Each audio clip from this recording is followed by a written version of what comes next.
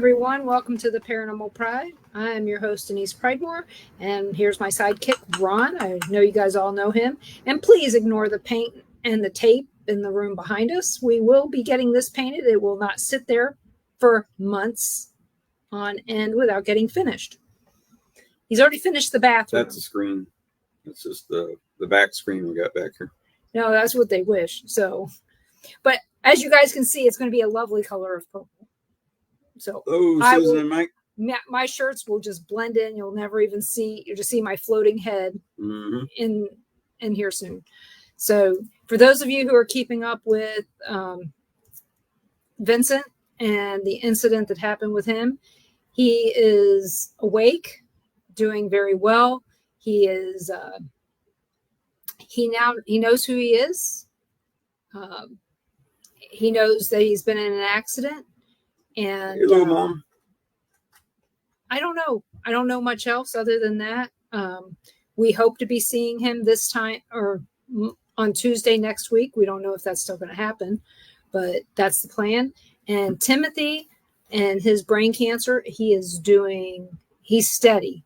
He has another test coming up on Wednesday, and hopefully by the time we get there, they will have the results of that his tumors are getting smaller. So please keep both Vincent, or if you want to call Boomer, or call Vincent Boomer, that's his name. Keep both him and Timothy in your prayers. Pray that God continues to use his grace on them. So please and thank you. I appreciate it. And I'd like to say hi to everyone, Mike and Susan, Karen, Ron's mom, Tom McNicholas, Crystal, and Dave. So I'd like to thank you guys all for being here, and I hope you guys enjoy the show. I'd like to invite Christopher Balzano up onto the show. He is coming.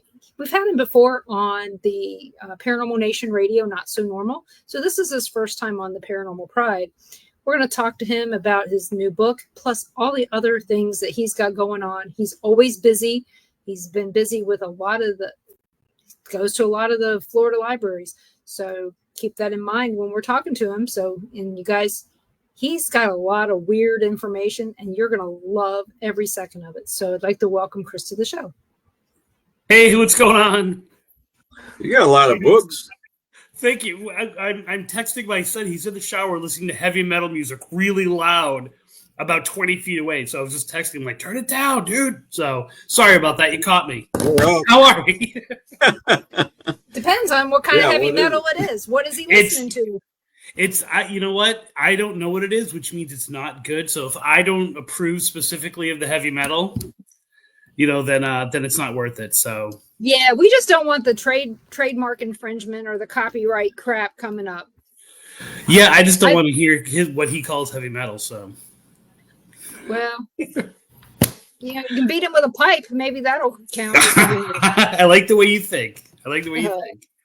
So you have a new book that you're pre-selling, or is it already available and you're signing it and sending it out? Well, I mean, I have tons of copies in advance. So I have been for the last week signing copies, sending them out to people. But it's officially out. It's called Haunted Southwest Florida, and it's officially out August 5th. But anyone who wants to get in contact with me, and it's funny because I bought all these pre-ordered copies of it, and then realized, which I'm a huge believer in, I had to give 20 away for people who helped me with the book, Right. And I think that's a crazy thing because I read some books out there for because I've been doing this for 30 years, right? And I read some books out there, and I'm like, wait a minute, that's my story. Names not mentioned, no credit given whatsoever. So I've always prided myself on. I always think in the paranormal field and in the writing field, so the two things cross.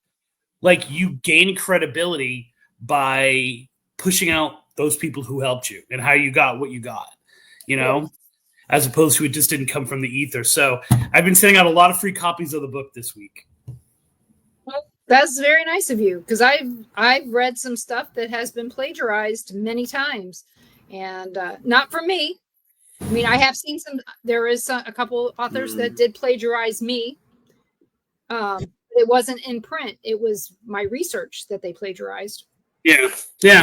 It's I mean, it's happened since I started. I remember the first one. The first one I saw was in 2003. I just did an episode. I do a podcast called Tripping on Legends too, and I did a podcast about this great Massachusetts legend called the Red-Headed Hitchhiker of Route 44. Yeah. And I was looking at how that name had changed over the years. And I was trying to track down where had it changed, because it used to be called the Red-Headed Phantom. And then it became known as the Red-Headed Hitchhiker. And so I was looking back into this year, 2003, when 3 different books all write about the legend really for the first time, right?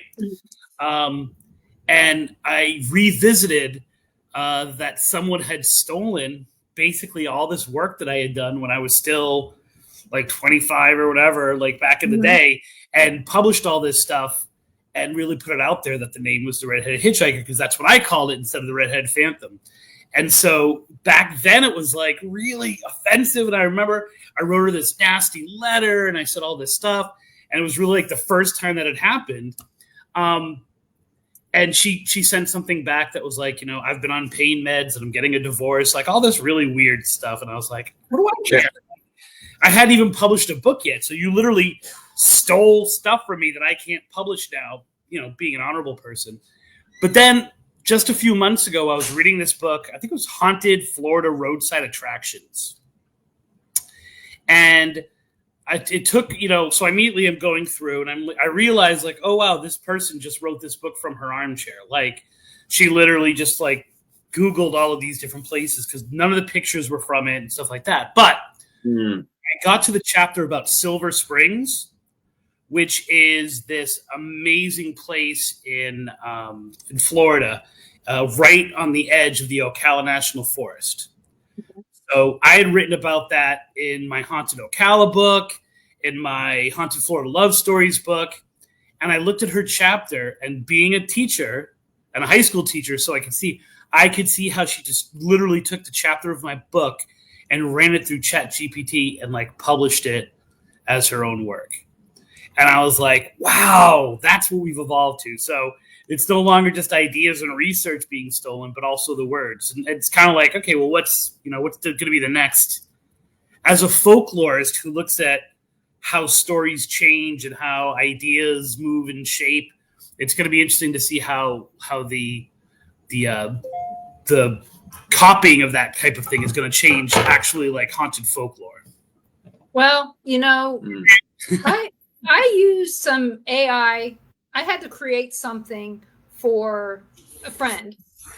And so I used some AI to take some of the information that I had and I ran it through there to word it out.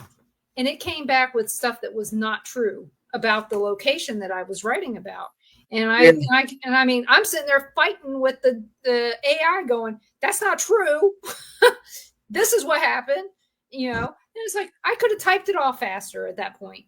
Yeah. I mean, and once again, as a teacher, I think that's, and as a person who has to get information out there, I can see it as a valuable tool.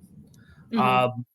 But there's an aspect of the biggest aspect of what I do is storytelling. Mm-hmm. And so to take away the flow of the story and the connections that I make. Because one of the things I've always prided myself on is that I'm, back when I was an investigator, I wasn't just an investigator. Now that I'm a legend tripper and I have a different approach to it, like the idea is to connect these ideas and to find these details in the stories and in the communities that brings up something new. So we're all just not retelling the same stories or talking about the same places. So you start taking someone's voice as opposed to just like the facts of something. That's where I have the issue. And the way that I had lined up that story in Silver Springs, because it's this great haunted legend that's existed for over 100 years of these canoes, these ghostly canoes moving across the water. Now, Silver Springs was where they shot Creature from the Black Lagoon. It's where they shot the TV show Tarzan. If you're older like me, it's where they shot the water scenes for the movie Legend, Tom Cruise's movie, like back when he was 20 years old or whatever. So it's this absolutely beautiful place that for decades, for a century, has had this tradition of these glass bottom boats because the water is just so beautiful. And people have been reporting this ghostly canoe that travels in this one section, which is known as either the abyss or the bridal chamber, depending on the generation that's telling the story. And then these orbs that just kind of fly over the water, especially in the morning time. And so I had found that there were 5 different variations of this story, right? And over the years, they had changed the background or the backstory of where these ghostly lights and where this canoe had come from. And that was a lot of work, to actually track down the legends. I could have just reported, there's a ghost boat, there are orbs of light floating on the water. But it was the fact that there was a story, and the story is not only the story of the haunting, but the story of how what we needed from the haunting changed over the years. Yeah. And so the backstory changed. So you start taking that stuff away, that's my bread and butter. What else have I got? I don't have my good looks, so. Well, I'll tell you, that's kind of like with the Sally House in Atchison, Kansas. When we were there, there was one story that they were pushing, and it wasn't the original story. Okay, yeah, it wasn't the original. It was one that fit the bill to get people in there to check it out. Yeah. So when I went through, I was like, okay, then where did this story come from? So there was the story that they were pushing was a doctor that had lived in the house, and the little girl died from a botched appendectomy. Some neighbor kid, okay, Yeah. brought to him in the middle of the night and made him look like an inept doctor. Okay, so that was the story that they were pushing. And what's strange is that a doctor did live in the house, in fact, multiples, but this is the story they stuck with. And I said, okay, then where did this story come from? That a doctor lived in the house, had an affair with his maid. They had a baby, a love child, and she died of pneumonia. Okay, where did this one come from? And they go, well, they took liberties on what is that show called? A Haunting. Oh, okay, yeah. Yeah, so they took liberties on there. It's but that story had to come from somewhere. They just didn't make it up as they were going along. Yeah. So as I said earlier, I have a book called Haunted Florida Love Stories. Mm-hmm. And so it's all ghost stories and ghostly legends throughout the state of Florida, right? From Robert the Doll in Key West all the way up to the Bellamy Bridge and the Panhandle. And what you just said for a backstory is repeated about 17 times in different hauntings. So what I always say is we love a good ghost story, right? And we want a good ghost story. We want it to make sense. We want it to be neat and compartmentalized. The other thing is that when something paranormal happens to you and that's not your world, right?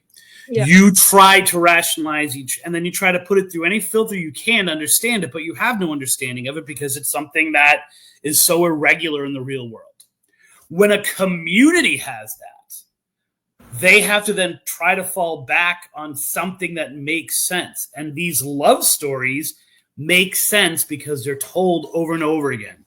So there's approximately 987 hauntings in the state of Florida that have the same theme as Romeo and Juliet. I teach freshman English. I know it well, right?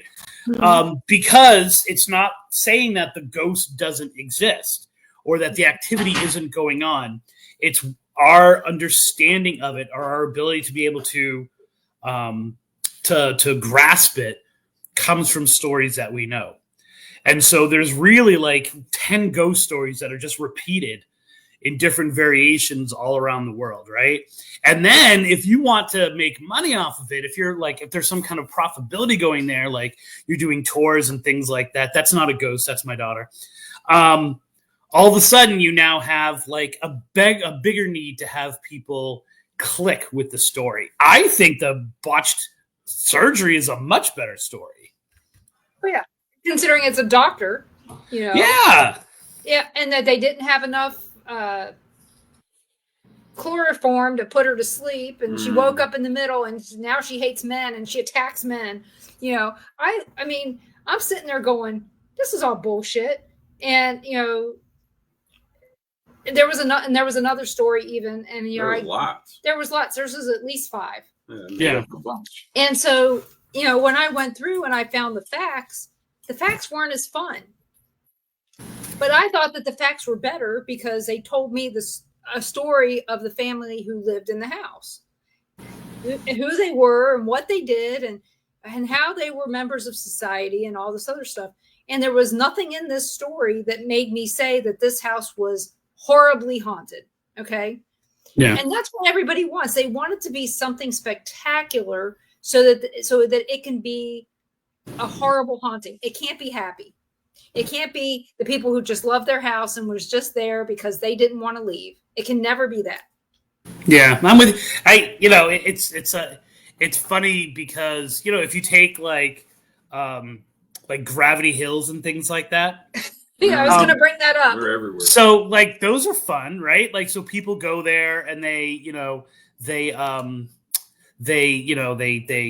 can move and it feels like they're going up the hill, but they're not really up the hill. And that's kind of like, some of the stories and they become pretty amazing.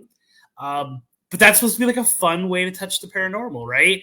And what always happens to every single Gravity Hill, at least here in the United States, every single Gravity Hill then becomes the backstory changes to something horrific.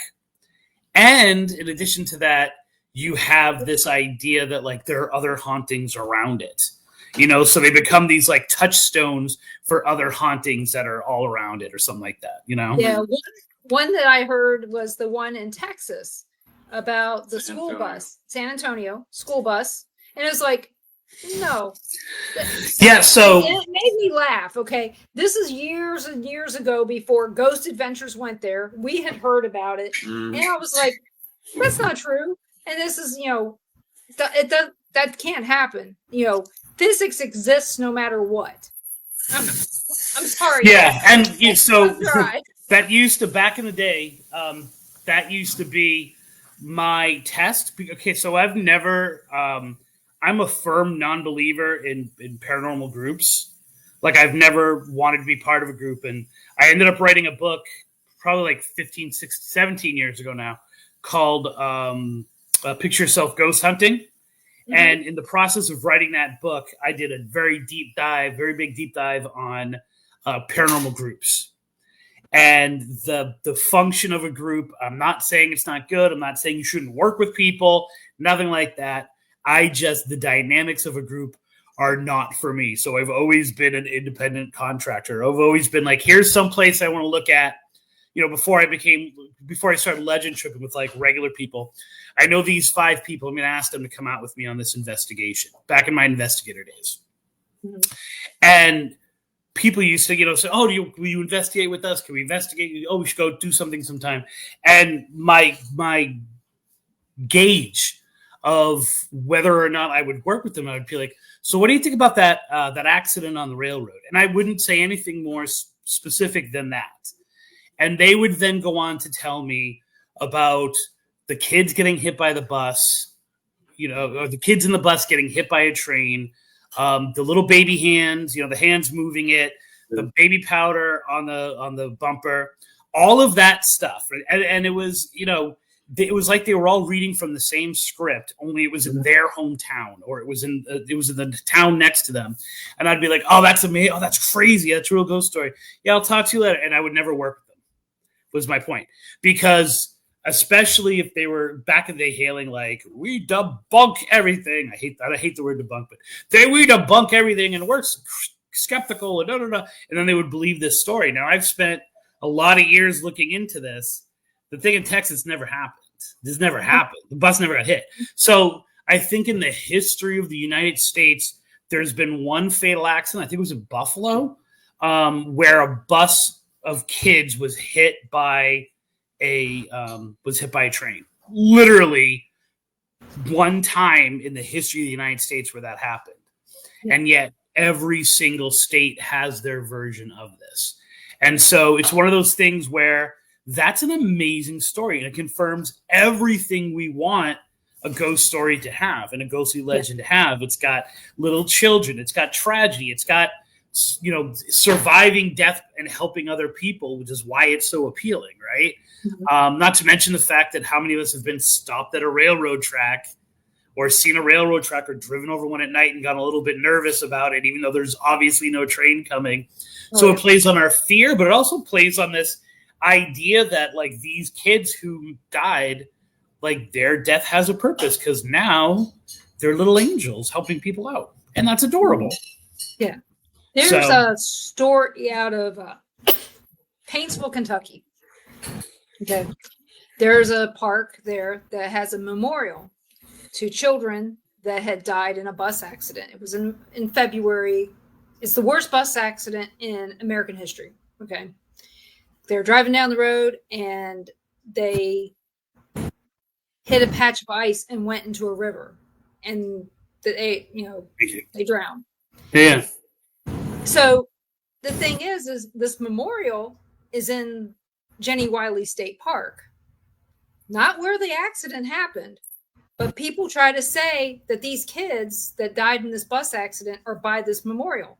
And it's like, I went over the bridge 7 miles ago. Yeah. I doubt very much that these kids walk 7 miles to be. Is there a reason? Is there a reason why the things are in two different places? It's just the park is named in their honor. No, the park is Jenny Wiley is just somebody that they named the park after. They put this in the park after the park existed. Okay.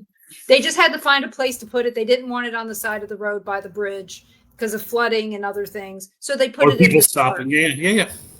I guess it's right across from a dock. There's a boat dock in the Jenny Wiley State Park where there's a big lake and stuff, and they just put it over there. So they did die from something from this river downstream where this is at. But it's just one of those things that made me go, when I was listening to people talk about it, I'm like, it's a really neat memorial, and I could see where there would be a haunting somewhere, maybe, but not there. No. Yeah. Those kids didn't even know that this place existed, when this all happened, most likely because they were little. And so I do have a problem with some of these legends, like the one you were just saying, Gravity Hill, Crybaby Bridge, or the parks where, there's somebody jumped off of a bridge or jumped off a rock or hung themselves because the person that they loved scorned them.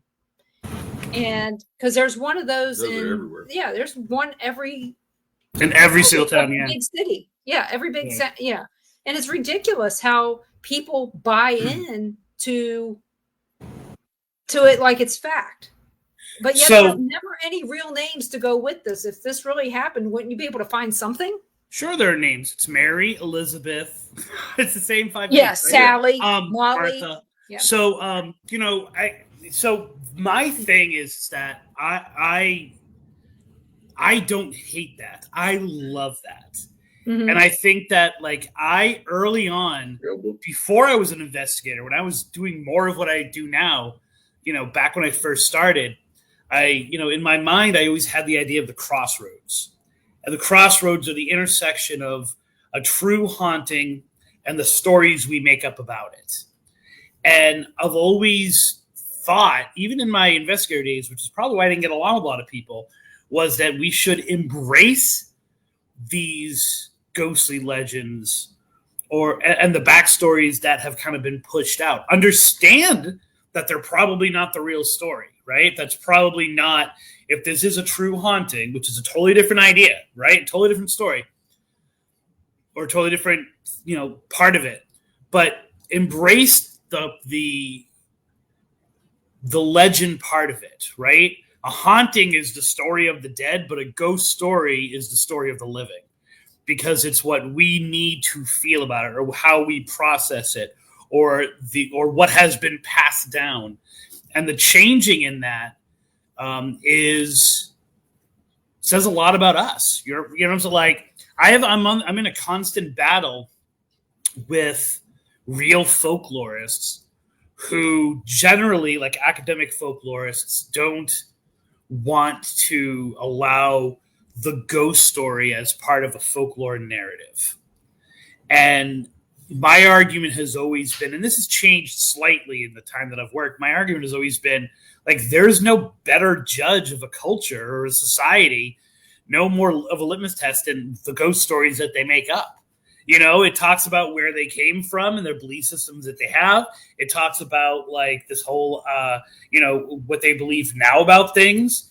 In the world of social media, it really kind of moves ridiculously fast, right? Like ghost stories change and evolve. And I was just talking to, I was, at a library working.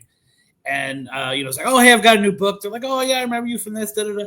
And so we started talking, and she said, well, do you have any teen programs? And I'm like, yeah, I have a whole program that talks about all of these digital legends and analog horror and, TikTok type things, and 4chan and like, spooky, spooky pasta, and how those things move folklore today, and how ghost stories here in Florida, which means I could probably go to any state in the United States, ghost stories here in Florida. I have literally over the last 10, 12 years watched the story change based on what is popular on social media.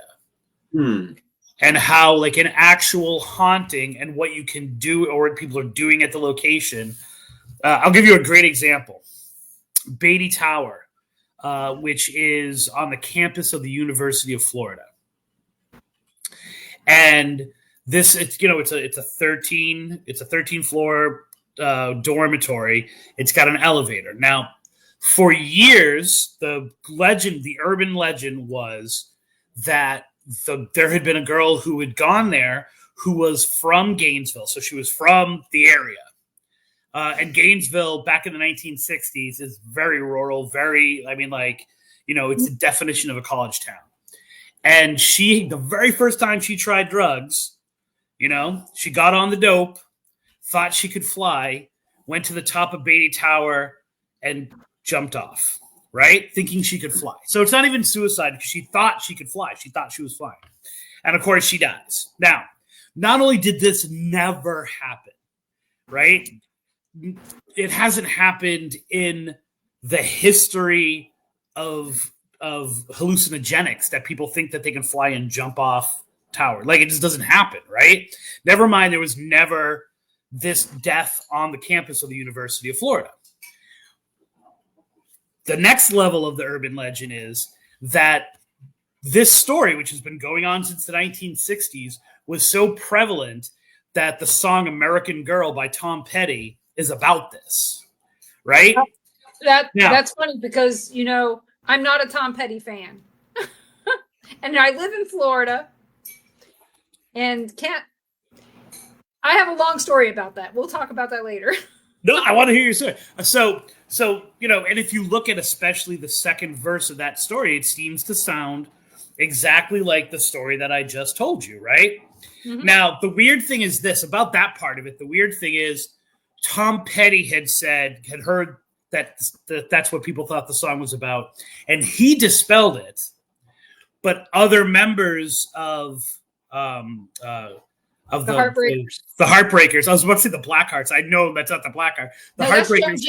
I know, right? They've said that it is. You know what I'm saying? Like, over the years, different ones have spilled it out. So it's allowed it to keep the mystique. Whether any of that ever happened, there's still the ghost of a girl who walks the hall of the 12th floor of Beatty Tower. She is often seen in the stairs or in the elevator. Sometimes it will literally the elevator will open up on the first floor and go to the 13th floor, and no buttons have been hit. No one, I mean, like, no, all of these things, she's been physically seen. People have seen her on the roof, just kind of like walking along the edge. They've seen her jump off. So this whole ghost story, which people have witnessed. So is it a true ghost story? Is it an urban legend? Is it a ghostly legend, right? It's all kind of playing out there. And that's its world. For 2 generations, that's been its world, right? Mm-hmm. In the last 6 years or so, because of the popularity of the digital legend, the elevator game. So I'm not sure if you're familiar with the elevator game. Yeah. Now, the thing to do is to play the elevator game in the elevator in the Beatty Tower, right? Mm-hmm. And everything that I just said, and the girl, and the jumping off, and the acid, and the, she was, all the, like, now the important thing to do is to understand that that is why the elevator game works at the University of Florida, because you have to do it and you have to perform it and you have to do it and it only really works in Beatty Tower because of this girl who took, who ended her life by jumping off of that part of the story didn't exist until like 6 years ago. Right. Once it became something, somebody showed something on TV and said, here, look at this. Right. And so now it's the big thing to do. And keep in mind, that's like one of like 13 things I could cite in Florida, just in Florida, where I have been documenting it so long that I've actually seen social media change what you do at the haunted location. We can call it a trigger. We can just call it it's what we do as legend trippers, but also impacted the backstory as well. Yeah. Which, as a folklorist and as a legend tripper, I love that. I love seeing these kinds of things happen. Well, I saw the elevator game on Evil. Yeah. So we, it was really funny because I caught on to the elevator game maybe like 2 years before the episode, right? Right. Because we had heard it during the lockdown when we couldn't go out and legend trip. We decided we were going to go and like do all of these different, like by me, I'm saying my daughter and I. So imagine like I'm doing this with like my 10-year-old daughter. We wanted to explore all of these digital legends that are gaining really big popularity that you could do in your house, right? Mm-hmm. So things like, everything from Ouija boards and Charlie and like, divining rods, like old school things, to things like Midnight Man, One Man Hide and Seek, Three Kings. And we discovered this website, which is amazing. If you love what we're talking about tonight, you got to go to this website, which is Ghosts in Your Machine. And then she has a book, and I'm trying to remember the name of the book. I actually always have it like at my events and stuff like that, and people always like buy it, and I have to rebuy it. But it's like it's like the I can't remember the name of it. But the name of the website is Ghosts in Your Machine, and she had talked about the elevator game, and when she talked about it, my daughter already knew what it was, and when I started talking to my kids now virtually, my students who would be 7th graders, they all knew it too already. And so I became obsessed with this elevator game idea because I am scared crapless of elevators. And so by the time when that Evil episode came on, I have my kids 50-50, right? And I didn't have my kids. And I'm watching the episode and I'm texting my daughter. I'm like, they're doing the elevator game on Evil. And it was like, it was so exciting because it was like, yeah, it's like, and then what happens is something like Evil takes it and they canonize it. So all of these little versions of the story that have been going on and that have been like, prevalent in society before then, once us old people catch on to it and like put it on an actual TV show, it cements it. And it's been kind of exciting to watch the new things kind of do that. So my thing about Tom Petty is I've always thought he was a horrible singer. Okay. Just going to go there. Is that the whole thing? You said it was a long... No, but we were in Saucy's here in Milton. No talent. Yeah, no talent. Horrible. He would never make it through American boys. Idol, but neither would Stevie Nicks, and I love her. But we were in Saucy's here getting ice cream. It's the old Tasty Freeze here in Milton. We're sitting there and we're waiting on our ice cream, and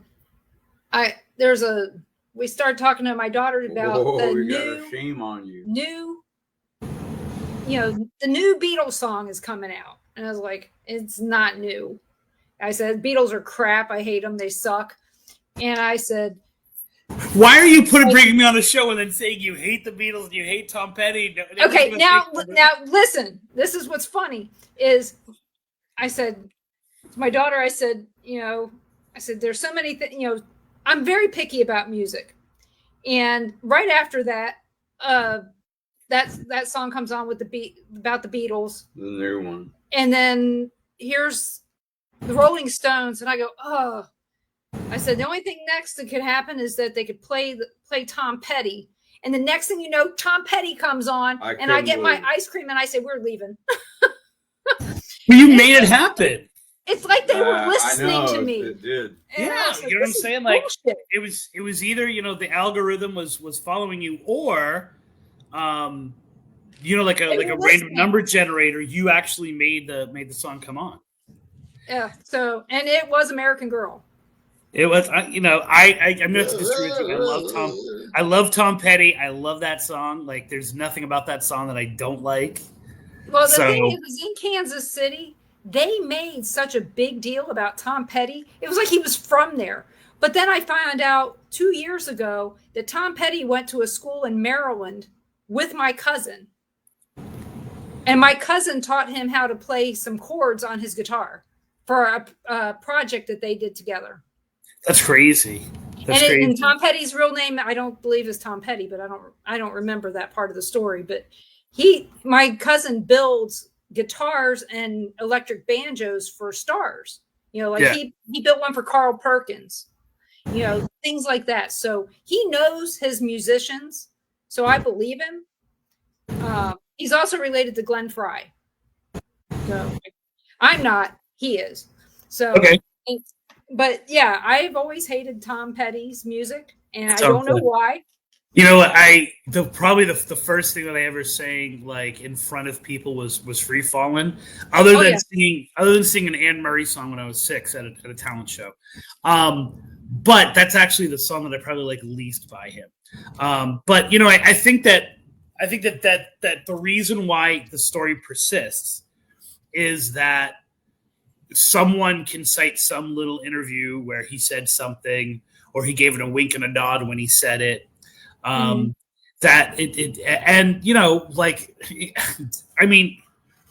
Tom Petty, don't like Tom Petty, like the Beatles, don't like the Beatles. What was the last good musical legend that you heard?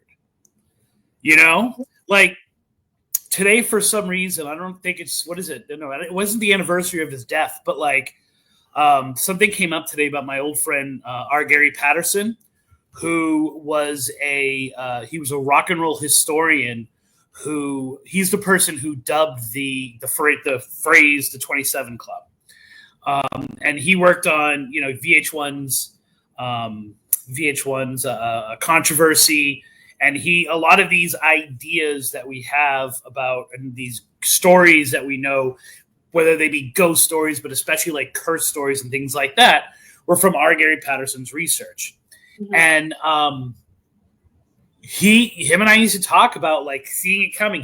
Unfortunately, he's gone about 10 years now, but like see it like on the horizon that, forget about whether you like music today or don't like music today. There's no mythology behind it. There's no ghost story. There's no, Sabrina, whatever her name is, selling her soul to the devil in the crossroads to be able to sing. You know what I'm saying? Like which was always in the background of a lot of this music, right? Or like, Kiss was, Knights and Satan's Service. And so there was a mystique about it. And like, whether it was true or not didn't matter because you were still talking about it, right? And it was part of it. And so I really miss, and I think part of the reason why I still hold on to that, even though I found interviews where he said that it's 100% he's literally talking about a highway. It's not the opposite way. It's like we miss that in music, and so it's a lot less fun. Well, it's like we drive from here to north, and when you were going through parts of Alabama, we're on the same roads that Hank Williams drove. Yeah. You're driving through here, and that there are legends about him. I mean, there's so many songs about this man. Yeah. Not to mention the fact, and how young he was when he died. Is this like one of those crossroads stories that he made a deal with the devil to be famous, and his 10 years was up, and this is it? I wish Gary was around. Gary would probably know. but that's, but then you have people out there that would discount Ozzy Osbourne, and he didn't make a deal with the devil because he's still alive and kicking. Or maybe that's the torture. Maybe that's the torture, is that like, I'm going to make you famous, but at 80 years old, you're going to be sitting in a big old chair instead of like rocking it out. Like, and I think that once we get rid of that, see, one of the issues that I've always had with the paranormal wave, that happened in 2000, that started in 2004, is, it became, we've lost, which I think is a sad thing, we've lost the awe of the paranormal.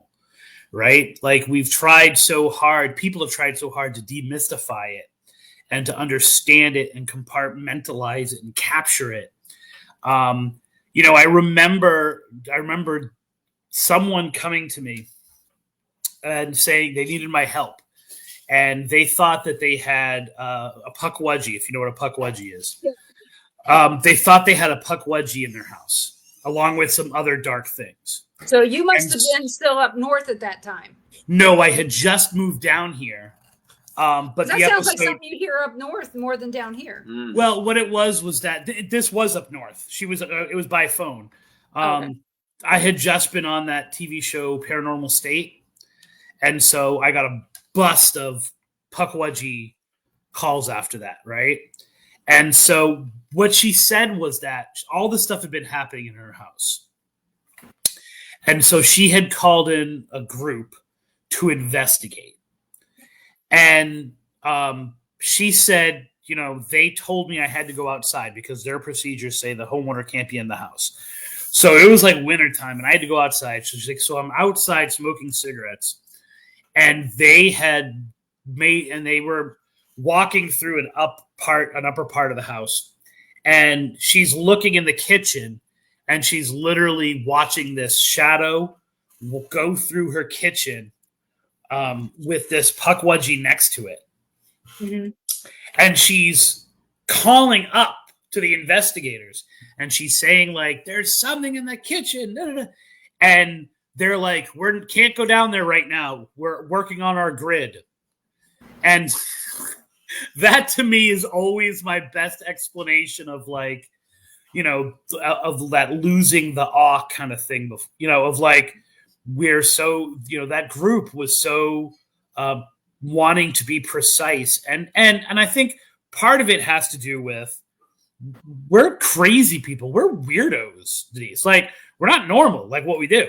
And so to when all of a sudden it starts to become normal, right, and accepted, we feel as if we have to be beyond reproach to be understood and to be heard, right? Because we're talking about lunatic things. So if you can say lunatic things, but have it make sense and show a clear logical path, that it makes it more consumable for other people, right? And so it's not normal. And that's what they got to keep in mind. I got you. But I think that's what a lot of this came from. So this whole idea of like, you have to approach with skepticism, or you have to work on debunking everything. I hate that word. Or you have to come from the approach that it's not real, and more importantly, the concept that it can be captured, and trapped and understood, and has always rubbed me the wrong way, because that we've lost, or a lot of people have lost their awe for the paranormal, and I think that that's a huge part of our initial draw to it. And for me, it says a lot about us as people and a lot about, there's plenty of room to debate things, but like, you should not be arguing about what an EVP says. Your eyes should be this big that there are voices on tape. So does it matter that they say, get the dog or get the log? As much as it is like, that's a dead dude talking. Like, like that is the thing that, and I think it's moving back a little bit more. You know what I'm saying? I think it's moved back a little bit. Yeah. I believe that stuff happens it happens for a reason for certain people to see. But an example, when I was on Ghost Adventures, Ron's outside the Sally house. I'm standing on the front porch, and somebody has a cow about traffic. I'm not going to say who, but somebody had a cow about traffic. And while he was complaining at the crew for not shutting off the road, all the lights in the house went off and came back on. Ron asked the people, did you guys get that? You guys have cameras on the house? Because nobody was in the house. Yeah. So how did the lights go off? Because we knew where everybody was. We could see them all. And when I got in the house, of course, there was nobody in there. But I didn't know about it because I was paying attention to my cue to say something, waiting for them to come back. And I, of course, I'm going to be on TV. I'm nervous. Yeah, man. Yeah. Yeah. So him and my daughter saw this, and he tells them, and they go, no, we don't have cameras on the house. And it's like, okay, well then you guys missed a perfect piece of information. So I think that's the first of all, if you watch the shows and you don't understand that kind of thing happens, then like that's kind of on you, the viewer. And I think that one of the things that people have difficulty with is I'm going to use the word compartmentalize again, that there's a difference between being an investigator and being a folklorist or legend tripper and being a writer. You know what I'm saying? Like, and all of these different things, they're okay if you're approaching them with good intent. They're okay, right? Like, so if you are relying on the TV shows, like that's their job, is to be sensational. That's their yeah. So I mean, I see that the whole thing about so much faked evidence, like like their reputation is on how many people they can get, and that's perfectly fine because that's what we want from our television shows. Yeah. It's our misunderstanding of that. So sometimes people will say, "Oh, you made that up to sell a book." Or something like that. And I'm like, well, except for the fact that a book is not my intent when I'm doing what I do. The book is the aftermath of that, And so like, I'm not faking something. Well, probably one of the weirdest things is people can search this later, whatever, but there's a video I have called When Puckwudgies Attack, which was supposed to be a funny little play on, because at the time I made it, that TV show was on, like when animals attack or when nature attacks or something like that. And so I called it When Puckwudgies Attack. And it's a video, it's probably like a very like 2-minute video of us at a site in Massachusetts in the Bridgewater Triangle where puckwudgies have been spotted. And one of the women who's a medium is like, her body at this location, the Assonet Ledge, is taken over. And she starts flipping out and throwing all this stuff and whatever. Well, I shot that, or I was, my friend shot that for me as part of me showing how different investigators investigate, right? So it was to show, because it was a how-to video in a how-to book. And so it was supposed to be like, okay, here's one group, here's how they do it. Here's another group, here's how they do it. But it was so crazy and ridiculous and intense to me that I made a commercial out of it to sell the book, right? And so the number of people who have claimed that this evidence is faked or and the weird screaming and lights that you see in it, and I'm like, okay, we can agree to disagree whether this woman gets possessed by anything or whether she's just dramatic. That's open to interpretation. We can argue about what possibly is taking her over, or can, whether it's a puckwudgie or something else. We can debate that. Everything is real that you're seeing, right? Everything that's in that video exists, but it was pushed out there because it was so ridiculous and sensational because it was a commercial for the book. Yeah. You know what I'm saying? So take it out of context. And so, it's like at that moment, I'm not an investigator. At that moment, I'm not a person who is looking for the truth of things. I'm a person who's trying to sell a book while still maintaining integrity and not putting out like lies. Yeah. So, what is a puckwudgie? What's a puckwudgie? Yeah. Is that what you said?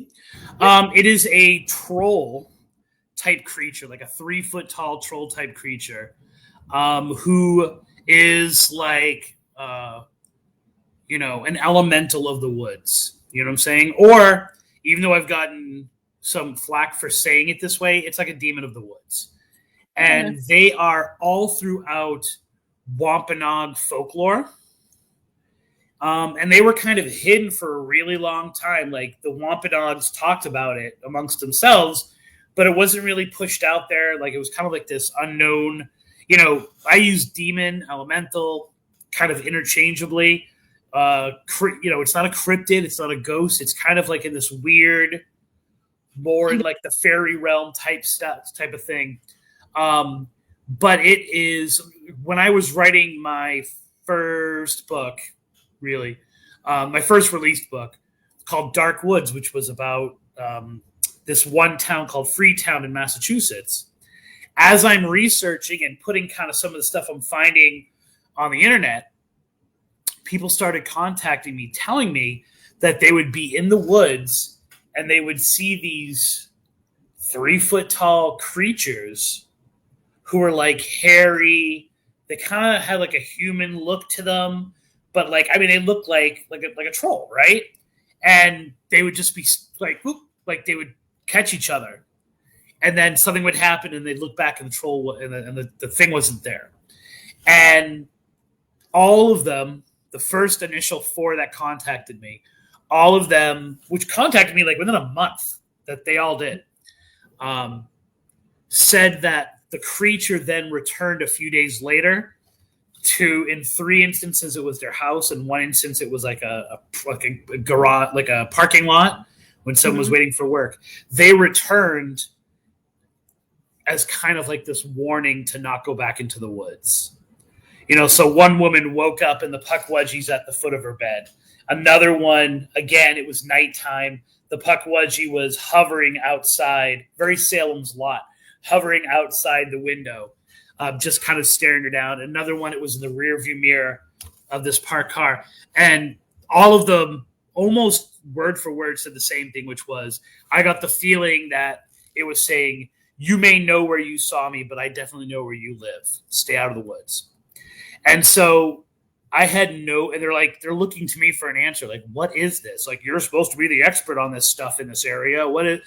And so I just happened to fall upon, in a random sentence in a book, this word puckwudgie. And I was a librarian at the time, or I worked for a library at the time. So I started doing research and I discovered this somewhat obscure Wampanoag legend about these little people who were like trickster spirits of the woods who would go through these bursts of being like malicious and like kidnapping people and burning villages and like leading people out to their death and all this crazy stuff. And it was like, this makes total sense as to what people are talking about. And the physical description was like dead on. Mm-hmm. And when I showed them pictures that I had found in oddly enough, in a kid's book, because there was no information about it on the internet at all. I'm like, is this kind of what you saw? Like all of them kind of had that moment of like, oh shit. Yeah, like that's really close to what I saw. Yeah. So I've been doing like the research of that for like 20 years now, and exploring that. And it's now puckwudgies are so popular, they're part of like Harry Potter. Oh yeah. So, but back then it was like, no one knew about him. It was just like this weird story that was happening in real time to people who were looking to me for answers. That's just odd. And so you said earlier that you were on Paranormal State. That was one of the very first paranormal TV shows out there that was on mainstream. Yeah. I mean, it was Ghost Hunters. I don't know if that predates Ghost Adventures. Yeah. Actually, both. I know Paranormal State was on before both of them. I didn't. Oh no, I think Ghost Hunters was first though, because Ghost Hunters was 2004. Yeah, I think they were before, just a little bit. Yeah. It's I remember watching them. They've been around a while. Yeah, they've changed a lot. Like you were talking about a haunting. I used to love that show. Oh yeah. You know what I'm saying? Because in looking at watching that, so I do a tour, like a haunted history tour through downtown Fort Myers, Florida, right? Mm-hmm. And when I'm doing like the introduction to myself, I always say, like, I grew up loving a good ghost story and loving that part in the ghost story where there's that like one little detail, like they're walking through the woods in the backyard and they find a headstone that says Mary on it. And the little kid's been playing with a little girl named Mary. And you go, it's real. Like, I love, like, that's what got it for me when I was a kid.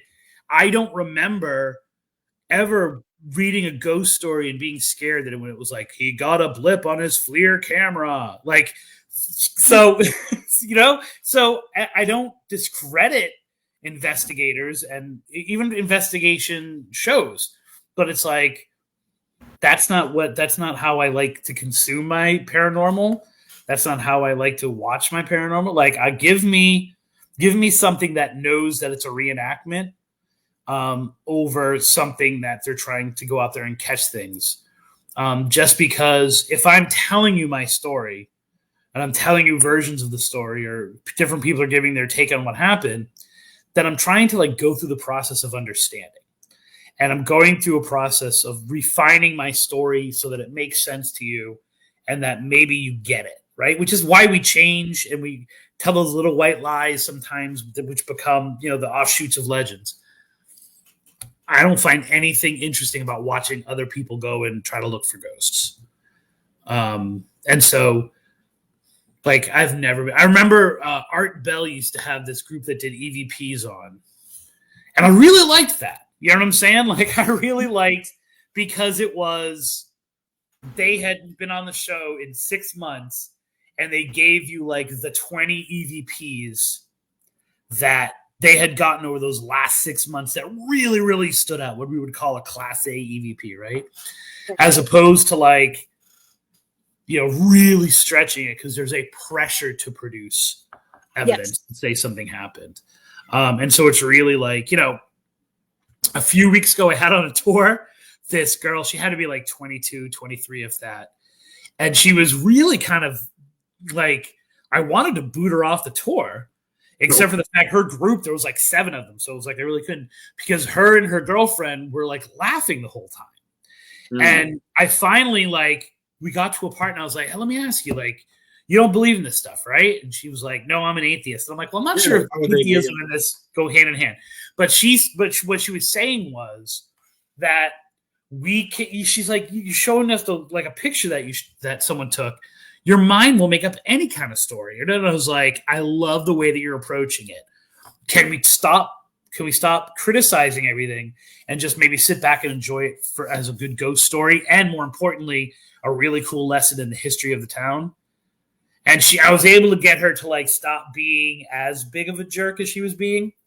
But it's still at the end. I was like, so how did you enjoy it? She was like, it was a really good history lesson. I'm like, well, there you go. Take that away then. But it's that idea of like, yeah, our mind can make up things or see things that aren't there, or like, especially when we're told about it. Yes. And that's the part that always gets me is, I'll tell people, they'll tell me about some place. And I said, there are stories that it may be haunted. And they go, well, can you tell us about them? And I said, no, I can tell you the stories. I said, but if I tell you about it, then it's not new to you when you go. Yeah. You need to experience it on your own and find out what you can find out. Every place we go, even if I've heard that it's haunted, I don't put any stock in it until I get there, until I witness something. We just went on a history walk in part of Milton. Okay. No, I'm sorry. Where is Milton? It's okay. So Straight you remember north of Navarre. Yeah, straight north of Navarre. You wanted to come up here to go to the Coon Hill Cemetery. Yeah. Okay. All right. So Okay. you're Panhandle. Okay. Yeah. So I find it adorable. You just didn't say we're in the Panhandle. Well, like that would have been easy. We're panhandlers. Think about that. Yeah, we are part of Panhandle Paranormal. Like someone says here, I'm from Southwest Florida, or I'm on the East Coast, or Central Florida. You guys are like, Right. You have well, to you know remember, this we other just- little town that I got you. Yeah, Wait, have you we been just to Coon moved Hill? here. Yeah, so we just moved here 3 years ago almost. I got you. So wait, have you 2.5. been to Coon Hill? No, not yet. No. Because right now it's snake season. It's You say always snake? Okay. I don't do snakes. No. It's always snake season. It's Yeah, I was year-round. gonna say, dude, I live near the Everglades. Like snakes are no problem. Yeah, I was gonna say yeah. this. We still want to go. Your new book, Haunted Southwest Florida. Was that Everglades tour or Everglades. story? So basically, and I got into this a lot in the beginning of the book, like in the introduction, but what is Southwest Florida? Because the definition changes to what people need. So my basic idea was, I was like 75 from Tampa to Naples, right? So from Tampa to the Everglades. And then it was like, yeah, but you know what? Like people, so here's 75, then there's 17. Yeah. And if you've never heard of 17, it is the paranormal backbone of this state, right? It is like one long, lonely road. And you could get off at any point on 17 and be like, hey, is there a ghost around here? And like 5 people will give you some barbecue, some boiled peanuts, and like tell you a ghost story. So it was like, I felt like I had to include that. And then one of the stories that really has like plagued me and I've wanted to get it right. And it was like the first legend trip that I wanted to do when I got down here, because it was in one of my books before I even got down here, was a legend that takes place in Holiday, Florida. Mm-hmm. So that's like Tarpon Springs, which is a little bit beyond that. You know what I'm saying? We know where it is. We stopped in Tarpon Springs when we were coming back from Tampa. Did you get good Greek food? No, we didn't. We were walking around in a park. I gotcha. Yeah. We had to go check out a park. I gotcha. Did you go to Rose Cemetery? No, we didn't know where we were at, to be honest. It was our first time in Tampa.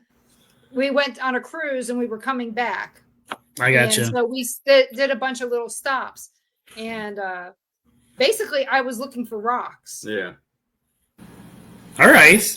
I like rocks. And so we were looking for that. And if we found something else, it'd be great. But we didn't find any rocks. What we found was mud. But, it is what it is. But I think you just defined the story of Florida, though. You come looking for something you want and you find mud. Not here. Here we find sand.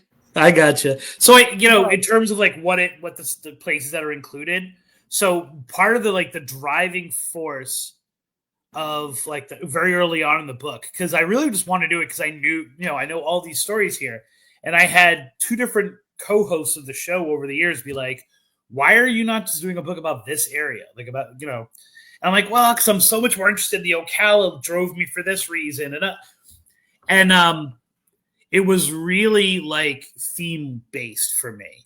And a lot of what I wanted to do was based on Hernando de Soto. Yeah. And he is a Spaniard who came here with the goal and the directive to conquer Florida. And he ravaged the West Coast. He's supposed to be the first European to see the Mississippi River. died on the Mississippi River, is supposedly buried, was sent out, buried there. And at one point in this town of Live Oak, which is kind of near Tallahassee, he does all this really horrible stuff, and he forces all these Timucua, who are the tribe from there, to surrender. And he, under the truce of okay, just surrender and everything will be okay. And then he executes them all these leaders. And the last one puts a curse on it, right? And so I was kind of driven in this Haunted Southwest Florida book. I was driven by this idea of following that DeSoto curse, because there are so many things in Florida with his name on it that are extremely haunted. And then I started researching more of the history and discovering just how much of the land south of Orlando used to be called DeSoto County. Like pretty much like the entire state used to be DeSoto County. So in addition to the current DeSoto County, you have like what used to be DeSoto County. Then you have all these things that are named after DeSoto. Then you have Hernando County, which factors into it. And so like once I got the ball rolling with that kind of idea, figuring out which stories to include was kind of like, this feels like it's a Southwest Florida.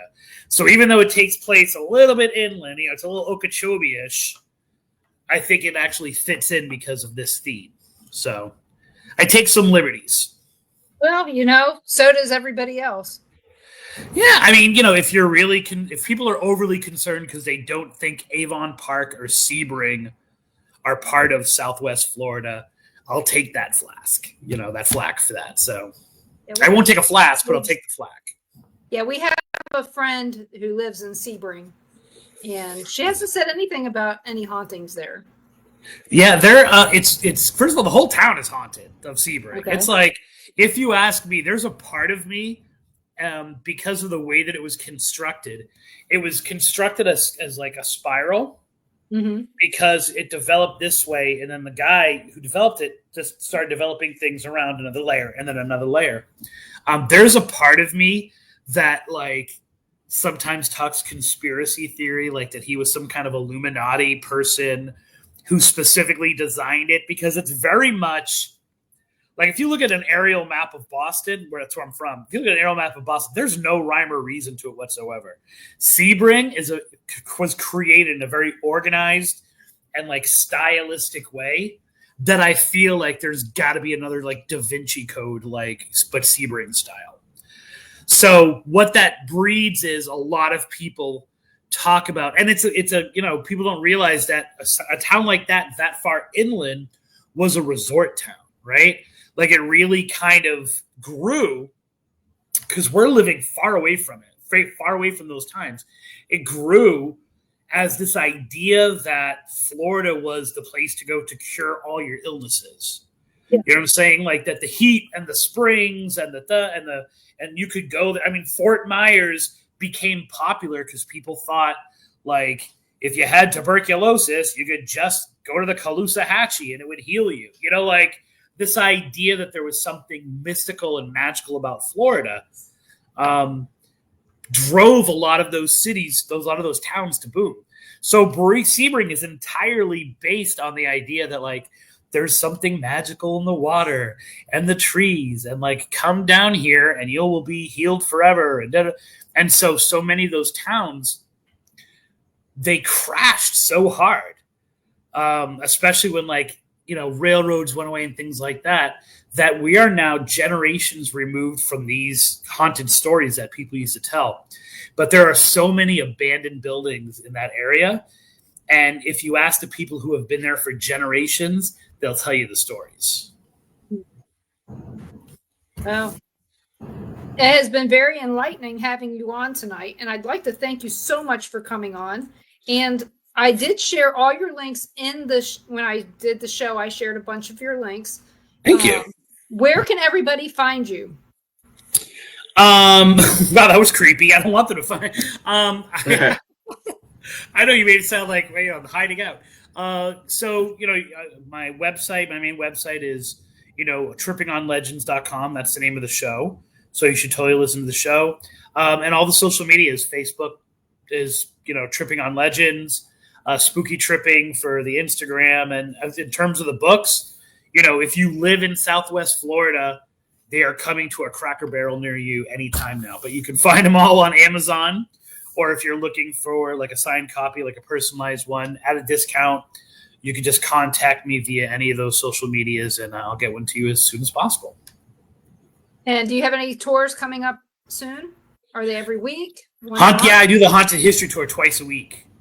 And it's really exciting because, it began as like a standard tour, but the paranormal insight that I've brought to it has really made some strange things happen in the last 6 months.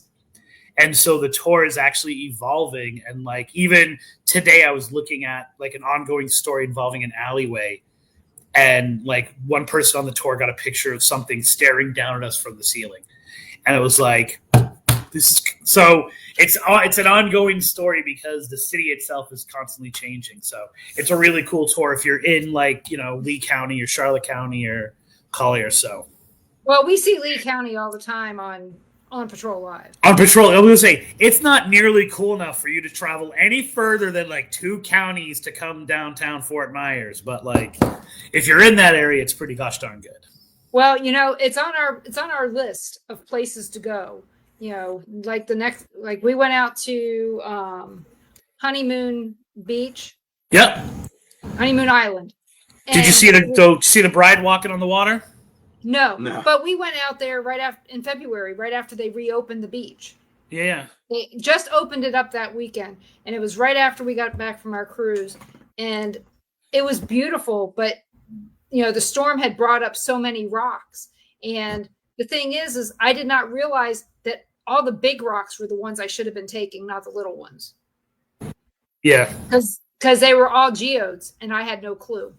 So it's crazy. Myself. I was just going. So I'm in Lee County. I just was going to visit because I like to write in libraries. I was going to visit the library in Pine Island, which is part of the town that I live in, right? Mm-hmm. Which was totally devastated by Ian, and it was crazy to think we're going on 3 years? No, 6 years. Was it 2019? No, 2000, whatever it was. We're going on years since Ian, like 3 years, and the buildings there are still devastated.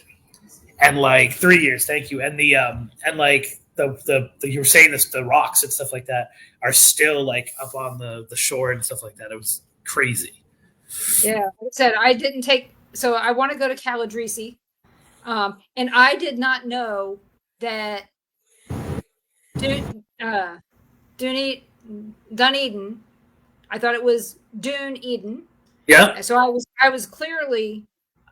You talking about Denellen? You talking about Denellen? You talking about Denellen? No, Dunedin. The other one. I gotcha. Yep. Yeah. It's right there where Honeymoon Island is. It's right before. And I called it Duden. That's what I called it. I called it Duden. Duden. So I got his cousin lives right there in Clearwater. Yeah. Over in Palm Harbor. So they made sure that I learned how to say it so I didn't sound like an idiot. That's, trust me, like I can barely say like the names from Massachusetts that I've known all my life. So when I came down here and like my going joke was talking about Sebring. My going joke was like the next town over is called Lorida, Florida. And it took years for me to run into someone because it's kind of a ghost town who went, it's pronounced Loreda. And I'm like, that's not nearly as funny as Lorida, Florida. So like, I'm not going to change that. Yeah. So, yeah. So I get it. But I'd like to thank you so much for coming on. And I'd like to thank everybody for listening and welcome you guys to come listen to tomorrow night when Carl, Ron, and I interview some people from a Texas paranormal team. It'll be fun. I forgot his name, but you know what? You guys will remember it after tomorrow, I promise. So you can listen to us here each and every Monday night at 7 p.m. Central on the Paranormal Pride Facebook and YouTubes, on the Bill of Rights Network Facebook page, and on Born TV, on Rumble, on Things Network, and Temple of Phoenix Rising Entertainment. You can also catch us in replay on Dark Realm TV on Roku and Fire Stick, and soon to be on Apple TV. So thank you guys and have a great night, and see you tomorrow night at 6 p.m. Central for Paranormal Nation Radio, Not So Normal, and have a great night. Thank you all.